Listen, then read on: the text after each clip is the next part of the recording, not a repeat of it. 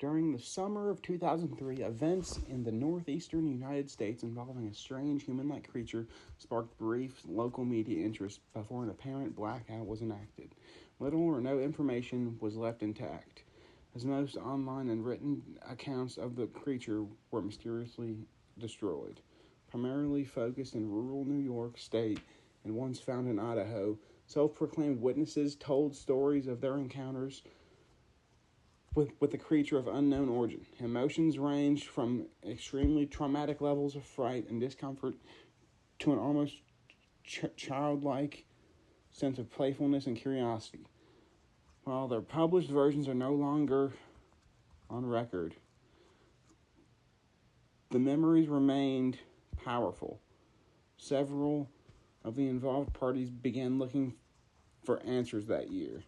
In early 2006, the collaboration had accumulated nearly 24 documents dating between the 12th century and present day, spanning 4 continents. In almost all cases, the, the stories were identical. I've been in contact with a member of this group and was able to get some excerpts from their upcoming book. A Mariner's Log, 1691. He came to me in my sleep. From the foot of my bed, I felt a sensation. He took everything. We must return to England. We shall not come here again. At the request of the rake. A journal entry translated from Spanish, 1880. I have experienced the greatest terror. I have experienced the greatest terror. I have experienced the greatest terror. I see his eyes when I close mine. They are hollow, black. They saw me and pierced me. His wet hand, I will not sleep. 'Tis voice, unintelligible text. A YouTube S-word note, 1964. As I prepare to take my life, I feel it's necessary to assuage any guilt or pain I have introduced through this act. It is not the fault of anyone other than him. For once I awoke and felt his presence, and once I awoke and saw his form. Once again I awoke and heard his voice and looked into his eyes. I cannot sleep without fear of what I might next awake to experience. I cannot ever wake. Goodbye. Found in the same wooden box were 2 empty envelopes addressed to William and Rose, and 1 loose personal letter with no envelope. Dearest Lenny, I have prayed for you. He spoke your name. From a witness, 2006. 3 years ago, I had just returned from a trip to Niagara Falls with my family for the 4th of July. We were all very exhausted after a long day of driving, so my husband and I put the kids straight to bed and called it a night. At about 4 a.m., I woke up thinking my husband had gotten up to use the restroom. I used the moment to steal back the bed sheets, only to wake him in the process. I apologized and told him I thought he was out of bed. When he turned to face me, he gasped and pulled his feet up from the end of the bed. So quickly, his knee almost knocked me out of bed. He then grabbed me and said nothing. After adjusting to the dark for about half a second, I was able to see what caused the strange reaction. At the foot of the bed, sitting and facing away from us, was what appeared to be a naked man, or a large hairless dog of some sort. Its body position was disturbing and unnatural, as if it had been hit by a car or something.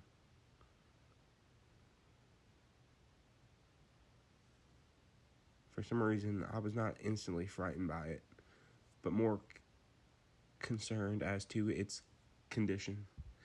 At this point, I was somewhat under the assumption that we were supposed to help him. My husband was peering over his arm and knee, tucked into the fetal position, occasionally glancing at me before returning to the creature. In a flurry of motion,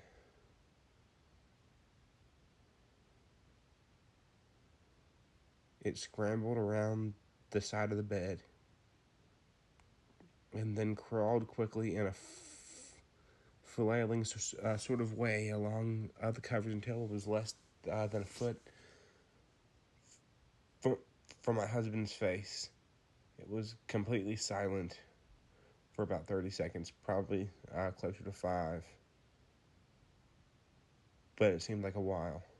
Just looking at my husband, it then placed its hand on his knee and ran into the hallway leading to the kids' rooms. I screamed and ran for the light switch, planning to stop this thing before it hurt my children.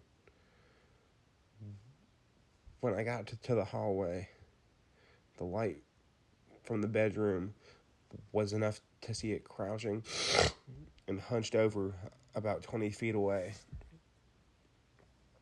It turned around and looked directly at me, covered in blood. I flipped the switch on the wall and saw my daughter Clara. The creature ran down the stairs as my husband and I rushed to help our daughter. She was very badly injured and spoke only once more in her short life. She said, "He is the rake." My husband drove his car into a lake that night while rushing our daughter to the hospital. They did not survive. Being a small town, news got around pretty quickly. The police were helpful at first, and the local newspaper took a lot of interest as well. However, the story was never published, and the local television news never followed up either. For several months, my son Justin and I stayed at a hotel near my parents' house. After we decided to return home, I began looking for answers myself. I eventually located a man in the next town over who had a similar story. We got in contact and talked about our experiences. He knew of 2 other people in New York who had seen the creature we now referred to as the rake. It took the 4 of us 2 solid years of hunting on the internet and writing letters to come up with a small collection of what we believe to be accounts of the rake. None of them gave any details, history, or follow-up. One journal had an entry involving the creature in its first 3 pages, then never mentioned it again. A ship's log explained nothing of the encounters, saying only they were told to leave by the rake.